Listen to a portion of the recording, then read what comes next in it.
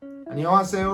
Hola nois i noies, benvinguts a un nou vídeo del canal. Avui tinc l'honor i el gust de presentar-vos una nova secció que anirà destinada a la gastronomia, en la qual us ensenyaré diferents receptes de la cultura coreana aptes per tothom, tant picants com no picants, com per nens, com per adults, o sigui, aptes per tothom. Tothom ja sap que la gastronomia coreana és bastant picant en la seva majoria, però tenen moltes receptes que són molt bones i que no són picants.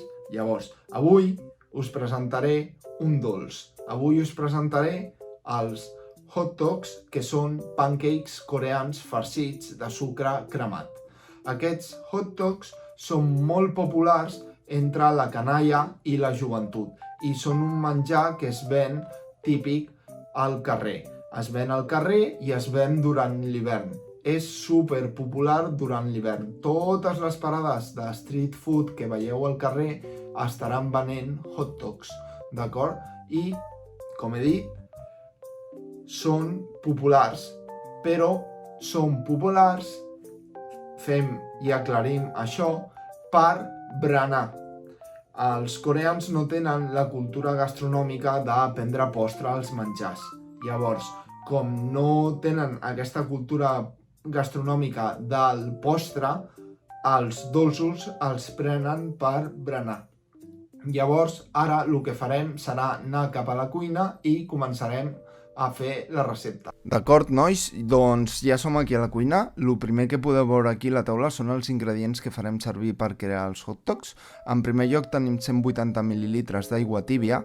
En segon lloc tenim el llevat, que és molt important, oli d'oliva, sucre, sal, sucre morè, farina, uns 250 grams més o menys. També depèn de la quantitat que vulguem crear de hot dogs, d'acord? El que farem ara és explicar el procediment per crear la recepta, d'acord?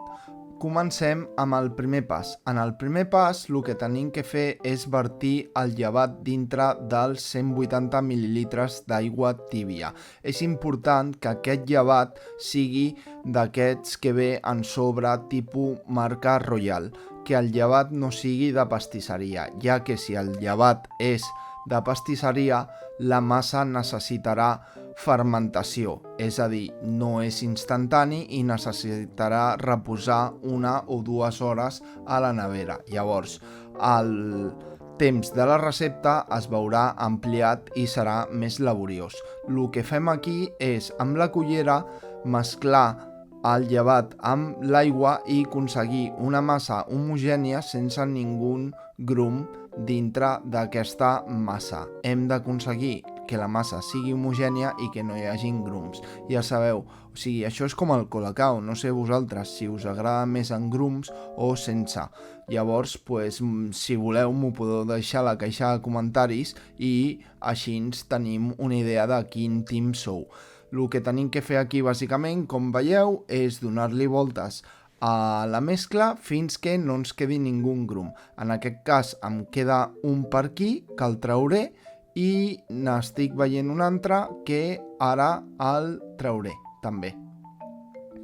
Un cop hem tret els 2 grums, com podeu veure, la massa no té cap grum, la remenem una miqueta més perquè ho veieu, i el que farem a continuació amb aquesta massa, amb aquesta mescla d'aigua i llevat, és ficar-ho dintre de la farina. Ho vertirem a dintre de la farina i un cop vertit aquesta aigua amb el llevat dins de la farina, li afegirem una miqueta de sal,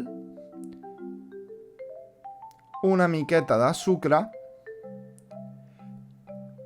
i un rajolí d'oli d'oliva, d'acord? És al vostre gust, vale? Si veieu que us queda la massa, com veieu ara, que està bastant ja seca, que costa, vosaltres, si veieu que us queda molt seca, li podeu posar més aigua, i si veieu que us queda molt aigualida, li podeu posar més farina. Sempre l'aigua que poseu ha de ser tíbia, d'acord? Continuarem donant-li forma a la massa.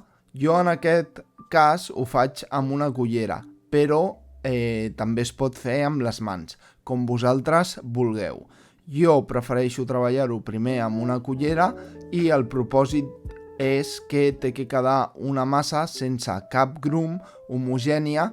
Com veieu aquí que la massa ja va agafant bona pinta i ja va estant compacta, ja va sent compacta. Un cop ja la massa ja tingui bona forma, passarem a treballar-la per crear la recepta. El tindrem que estar remenant durant uns 5 minuts aproximadament, així que vaig a ello i ara ens veiem. Bé, nois, doncs ja han passat 5 minuts, he estat amassant una miqueta la massa, com podeu veure la seva textura ja és la idònia, no té cap grumito ni cosa rara, ni estranya. Llavors, el que farem ara a continuació serà deixar la massa aquí i anirem a buscar una mica de farina per posar-la a sobre del marbre i continuar amassant. Esparcirem aquesta farina per sobre del marbre. Us recordo que no fa falta que ho feu a sobre el marbre. Si teniu altres tipus de taules com de fusta o de plàstic, podeu treballar-ho tot allà a sobre. Llavors, el que farem a continuació és agafar aquesta massa i l'anirem vertint a sobre del marbre. Amb molta cura, jo ho faig amb una cullera, però he de dir que es pot fer amb les mans. Si voleu, ho podeu amassar amb les mans en comptes d'una cullera i podeu vertir-ho amb les mans en comptes d'una cullera. Això va a gustos de la gent i de qui ho faci. A mi m'és més fàcil amb una cullera que amb les mans, però hi ha molta gent que li és més fàcil amb les mans que amb una cullera. Llavors, el que farem aquí és vertir bàsicament.